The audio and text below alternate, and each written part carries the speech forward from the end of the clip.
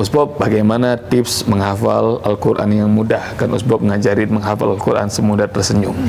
Wah, ini biasanya saya jawab ini di training-training kami, di training menghafal Al-Quran semudah tersenyum Kauni Quantum Memory, atau di training-training yang diadakan di Yayasan Askar Kauni.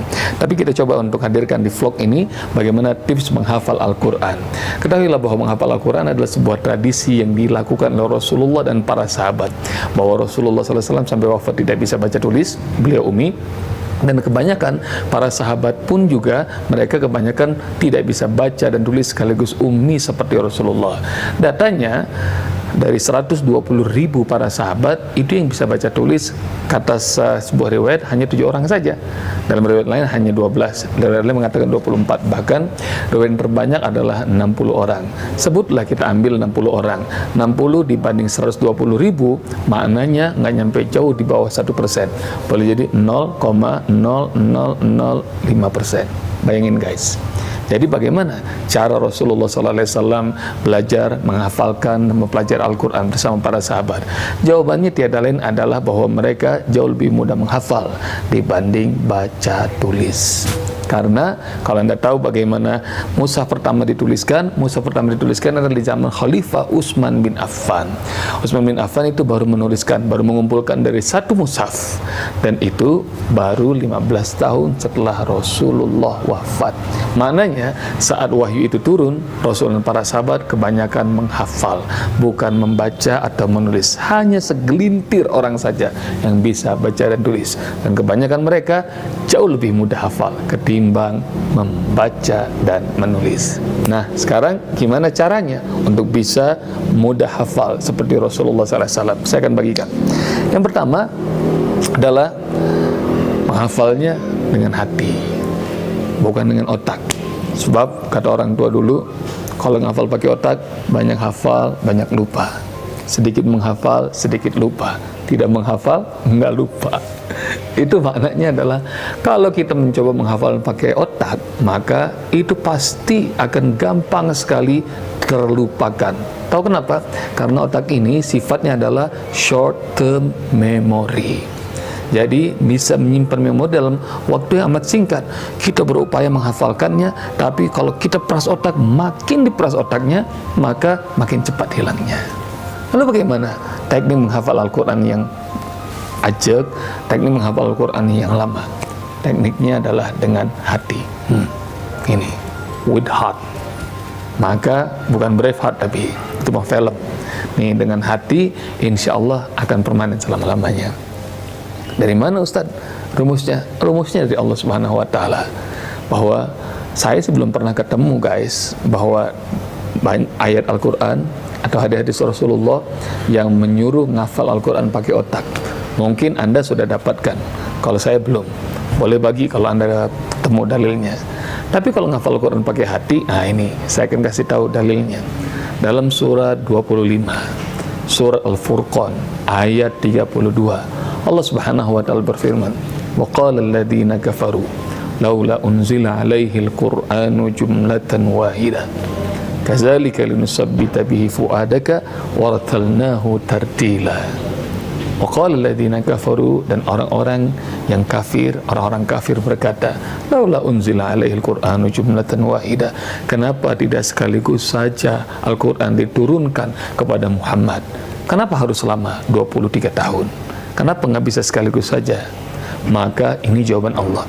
Kadzalika linusabbita bihi fuadaka warattalnahu tartila. Demikian kami turunkan, memerlukan waktu tempo yang cukup lama, linusabbita bihi fuadaka, agar dia kokoh tertancap di hatimu Muhammad. Jadi Allah pengen Al-Quran itu di sini, bukan di sini. Warattalnahu tartila, dan kami bacakan Al-Quran dengan tartil, dengan perlahan-lahan. Saya ingin sampaikan apa maksud menghafal dengan hati.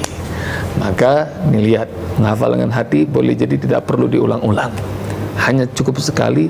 Tapi kalau hati menerima, maka ini akan permanen selama-lamanya. Contoh, ada sebuah kisah, seorang santri nyerah. Dia sudah nggak sanggup lagi menghafal Quran, nggak sanggup lagi menghafal sunnah-sunnah Rasulullah dalam hadis yang amat banyak. Sudah bertahun-tahun dia coba, tetap saja dia nggak bisa guys. Maka akhirnya kemudian dia ngeluh. Dia bilang kepada Pak Kiai sambil mengatakan, Pak Kiai, aku sudah tidak sanggup. Pak Kiai mengatakan, kenapa nak engkau tidak sanggup? Sudah bertahun-tahun Kiai, aku sulit sekali menghafal. Hafalan aku tidak nambah-nambah seperti para sahabat-sahabatku. Apalagi hadis yang semakin rumit untuk dihafalkan. Itu keputusanmu? Iya Kiai, jawabnya singkat. Maka Kiai mengatakan, baik, kalau engkau ingin pulang, maka sebelum kau boyong, mampirlah di rumahku. Maka dia bawa, santri itu membawa semua barang-barangnya. Seperti permintaan Kiai, dia mampir ke rumah Pak Kiai. Lalu Pak Kiai kemudian menemuinya. Pak Kiai mengatakan, tunggu sebentar di sini. Pak Kiai masuk, tak lama dia keluar. Begitu keluar, Pak Kiai bawa banyak sekali surat bahwa di pesantren itu kebijakannya adalah jangan sampai santri gagal fokus menghafal karena banyak godaan, termasuk juga gangguannya adalah surat-surat meski dari keluarga sekalipun. Nih, surat-surat ini amanah, khawatir ada yang penting, coba dibaca. Maka kemudian sang santri mengambil surat terakhir dari keluarganya. Di hadapan Pak Kiai dia berdiri, dia baca.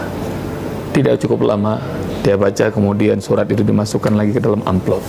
Pak Kiai bertanya, siapa yang tulis? Ibu Pak Kiai. Apa yang disampaikan? Santri itu kemudian menjelaskan bahwa ibu memberitahukan bahwa ibu baru menang arisan. Dan ibu juga memberitahukan bahwa ayah baru beli ruko baru untuk usahanya.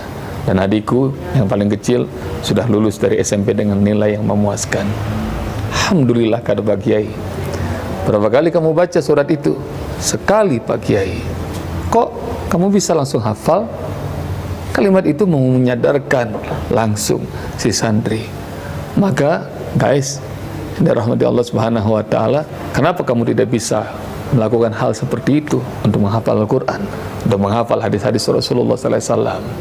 Nah, ketahuilah, kata Pak Kiai, bahwa engkau membaca surat dari bundamu itu dengan hatimu, dengan kecintaan. Ketahuilah bahwa Al-Quran itu juga surat cinta dari Allah Tuhanmu. Sunnah-sunnah dalam hadis-hadis Rasulullah itu juga surat cinta dari Muhammad Rasul dan kekasihmu. Bacalah Al-Quran, bacalah hadis dengan hati, dengan cinta. Insya Allah engkau juga langsung bisa menghafalkannya dengan hatimu. Ngerti kan guys? Jadi Al-Quran itu bukan hafalan, tapi Al-Quran itu adalah ini, kecintaan dalam hati. Itu yang pertama.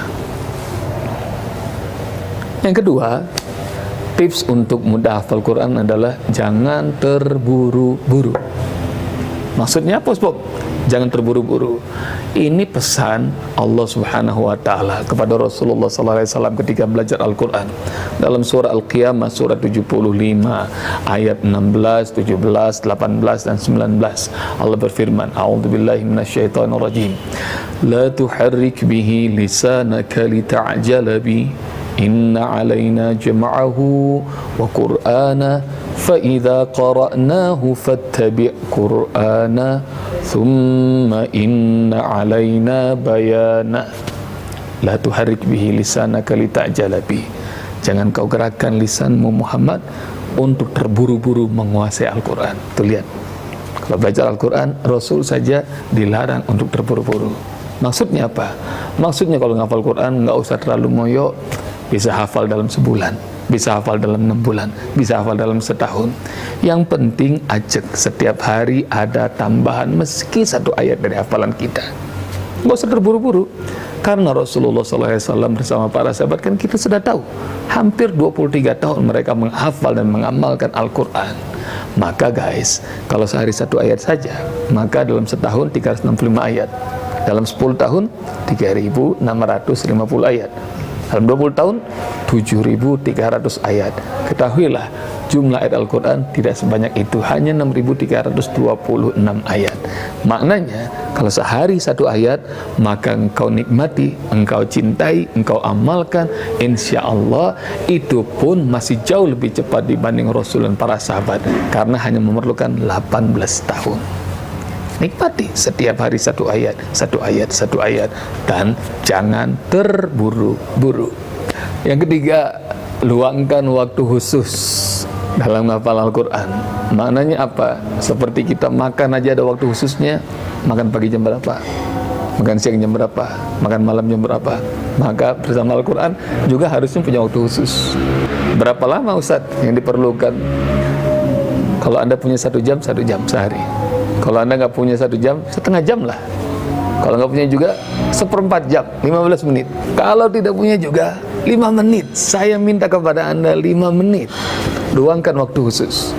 Maknanya kalau Anda duduk mencintai Al-Quran, kemudian Anda luangkan waktu khusus 5 menit, terserah Anda apakah menjelang tidur, apakah saat waktu bangun tidur, apakah ba'da subuh, apakah ba'da maghrib, atau Anda pulang dari pekerjaan, atau belajar dari kampus, atau dari manapun juga, sempatkan 5 menit, luangkan waktu khusus 5 menit. Lebih dari itu, insya Allah lebih baik lagi. Maknanya apa? Bikin komitmen. Sehari meski cuma 1 ayat, meski hanya dengan 5 menit, insya Allah kalau Anda berkomitmen, insya Allah nanti akan Allah mudahkan. Kalau kedisiplinan, kalau istiqomah, nanti Allah akan bukakan jalan, dan Anda akan Allah rasakan kenikmatan dalam menghafal Al-Quran. Maka sempetin ya, siapa yang menyempatkan waktu yang bersama Al-Quran, nanti Al-Quran akan menyempatkannya memberi syafaat di hari kiamat, di dalam kubur, menuntunnya langsung masuk ke surga yang tertinggi sebagai keluarga Allah Subhanahu wa Ta'ala. Itu udah 3 tuh, menghafal dengan hati dan cinta. Yang kedua, jangan terburu-buru. Yang ketiga, luangkan waktu khusus. Yang keempat, tersenyum, nyantai bro, woles, jangan jutek, jangan kesel, baperan. Kalau ngafal Quran, tersenyum. Kenapa? Ini firman Allah dalam surah 20, surah Toha, ayat-ayat awal. A'udzubillahi minasyaitonirrajim. Toha, ma anzalna 'alaikal Qur'ana litashqa. Toha, Muhammad, ma anzalna 'alaikal Qur'ana litashqa. Tidak kami turunkan Al-Quran kepadamu agar engkau menjadi sedih, agar engkau jadi jutek, agar engkau jadi bad mood. Enggak, Al-Quran membuatmu happy, bahagia. Maka berbahagia bersama Al-Quran. Aneh kalau ada orang yang menghafal Al-Quran malah tambah stres. Aneh kalau ada orang menghafal Al-Quran bawaannya selalu kagak bisa senyum. Maka Al-Quran membuat Anda akan selalu bahagia. Santai bro, kita insya Allah tersenyum, bahagia, akan membuat kita insya Allah senantiasa mudah menghafal Quran. Yang kelima guys, percayalah bahwa Al-Quran itu mudah untuk dihafal. Yakin, strong belief. Jadi kamu harus percaya bahwa menghafal Quran itu mudah. 4 kali saya bilang mudah. Bukan saya yang bilang Allah. Anda akan dapati janji Allah ini menghafal Quran itu mudah dalam surah Al-Qamar, surat 54, di 4 ayat berbeda tapi redaksinya sama. Di ayat 17, ayat 22, ayat 32, ayat 40. Walaqad yassarnal Qur'ana lidzikri fahal mim muddakir. Sungguh kami sudah mudahkan Al-Quran untuk dihafal. Adakah orang yang mau menghafalnya? Lihat, janji Allah ini Allah ulang 4 kali guys. 4 kali ini maknanya adalah kalau Allah bilang Al-Quran itu mudah untuk dihafal, lalu alasan apa lagi bagi kita untuk tidak mau menghafal Al-Quran? Maka punya keyakinan, mulai sekarang baca basmalah, niatkan, banyak doa sama Allah, dan makin akrab dengan Al-Quran. Mudah-mudahan Anda akan merasakan kenikmatan menghafal Al-Quran. Tuh 5 teknik mudah menghafal Quran. Pertanyaan dari Sukma, dari Halim. Dan ini mudah-mudahan bermanfaat buat Sukma, juga bermanfaat buat semua yang nonton channel ini, dan juga bermanfaat buat semua umat Muhammad SAW yang punya cita-cita untuk menghafal Quran. Yuk sama-sama share nih video ini, bagikan, jangan lupa subscribe, kemudian kita bangun sama-sama channel ini. Like, komen yang baik-baik saja, insya Allah akan bermanfaat.